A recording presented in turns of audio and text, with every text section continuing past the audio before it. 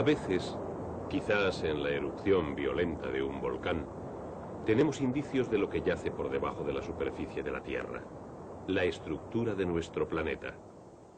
Y al estudiar los rasgos de la superficie podemos encontrar otras claves de la estructura interior de la Tierra.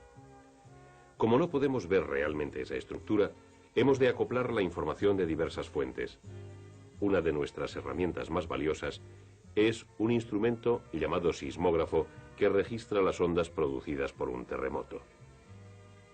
Al estudiar e interpretar estos registros sísmicos, los científicos han podido desarrollar un concepto llamado modelo de la probable estructura de la Tierra. Hay una corteza exterior, compuesta principalmente de roca sólida, que sostiene los océanos y los continentes. Debajo de la corteza está el manto, una región de roca densa, muy caliente, mantenida casi en estado sólido por la gran presión de la roca de encima. En el centro hay un núcleo compuesto principalmente de hierro y no de roca. La mayor parte del núcleo está en estado líquido, pero una pequeña porción en el centro mismo del núcleo de hierro es probablemente sólida. Para entender este modelo de la estructura de la Tierra, debemos comprender algunas de las ideas sobre el origen de la Tierra, cómo puede haber surgido nuestro planeta y nuestro sistema solar. Según una teoría, empezó con partículas de polvo y gases a temperaturas de casi cero absoluto, normales para las profundas y frías extensiones del espacio. Estos trocitos de materias fueron atraídos hacia sí por la fuerza de la gravedad. A medida que la masa nubosa se contrajo y tomó velocidad rotacional, empezaron a aumentar las temperaturas. La masa nubosa se aplanó en forma de disco y la materia condensada se movió hacia el centro. Allí siguió comprimiéndola la propia gravedad. En su masa central caliente, que luego sería el Sol, empezaron reacciones de fusión. Otras partes del disco en extensión empezaron a enfriarse y el gas se condensó en materia sólida. Por último, esta materia sólida formó los planetas, incluida la Tierra.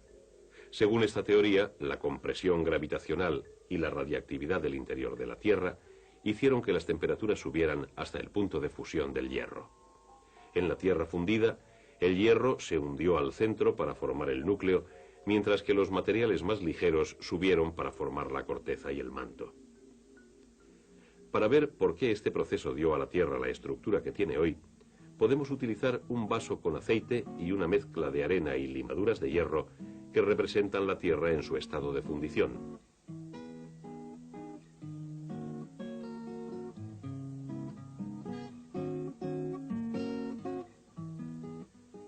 Las pesadas limaduras de hierro se depositan en el fondo y las partículas más ligeras de arena se sitúan por encima del hierro. De un modo muy semejante, los materiales ligeros de la Tierra fundida formaron la corteza y el manto, y el hierro más pesado formó el núcleo. Este modelo de estructura terrestre puede ayudarnos a comprender los diversos tipos de rocas que componen la corteza de la Tierra. Existen cientos de clases diferentes de rocas compuestas de uno o más minerales en diversas combinaciones. Pero si consideramos los procesos naturales que forman las rocas, veremos que los numerosos tipos de rocas pueden clasificarse en tres grupos: ígneas, sedimentarias y metamórficas.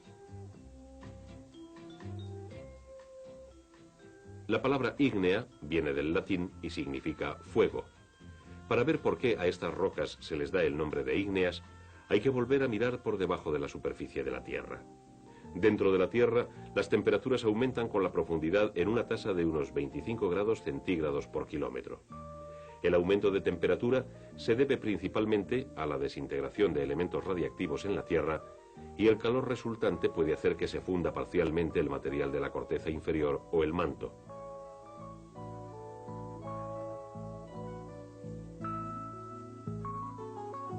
En la corteza que hay por encima de esta roca extracalentada se forman a veces grandes grietas o fracturas debido a los movimientos de las enormes placas que hay debajo de los continentes y de las cuencas oceánicas.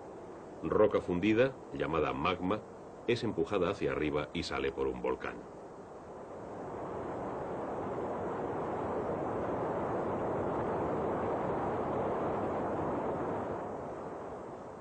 Al magma que llega a la superficie se le llama lava. Se enfría con gran rapidez para formar roca ígnea. La corteza de la Tierra existente debajo de los océanos está formada casi totalmente por un tipo de roca ígnea denominada basalto, por lo general de un espesor de 5 kilómetros. Un tipo muy diferente de roca ígnea, el granito, se encuentra por debajo de los continentes. Este substrato de granito tiene a veces más de 30 kilómetros de espesor. El granito pesa mucho menos que el basalto, y esta diferencia de densidad, junto con el mayor espesor, hace que la parte superior de la corteza continental se eleve por encima de la cuenca oceánica. Así que las rocas ígneas se forman mediante un proceso que se inicia en las profundidades de la Tierra.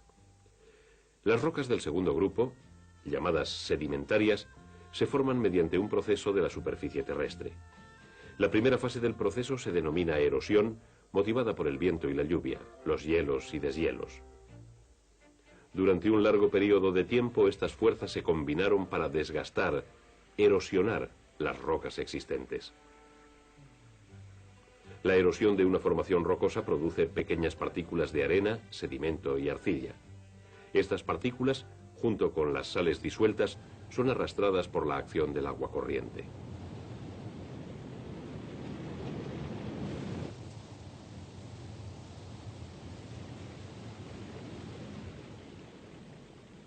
Por último, en las zonas bajas se remansa el agua en movimiento y las pequeñas partículas empiezan a depositarse para formar sedimentos que se acumulan gradualmente hasta formar tierra nueva.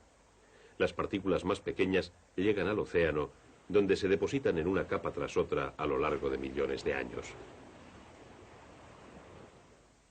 El peso de estos sedimentos los comprime y cementa en una roca firme. En las paredes del Gran Cañón podemos ver capas de esquisto, arenisca y caliza, tres tipos corrientes de roca sedimentaria. El cañón está situado en una meseta que fue elevada por los movimientos de las placas enormes que hay debajo del continente norteamericano. Se formó a medida que el río Colorado se abrió camino a través de la meseta, erosionando la roca. Parte del material erosionado ha sido arrastrado al océano y depositado una vez más como sedimento. Las rocas sedimentarias, así como las ígneas, son arrastradas a veces por debajo de la superficie de la Tierra por los movimientos de las placas subcontinentales y suboceánicas. Allí, las rocas ígneas y las sedimentarias se cambian en un tercer tipo, llamado roca metamórfica, que es el resultado de la acción química junto con el aumento de calor y presión de la corteza inferior. Estos tres tipos de roca, metamórfica, sedimentaria e ígnea, forman la fina corteza exterior de la Tierra y proporcionan algunas claves utilizadas para desarrollar un modelo de la estructura interna de la Tierra.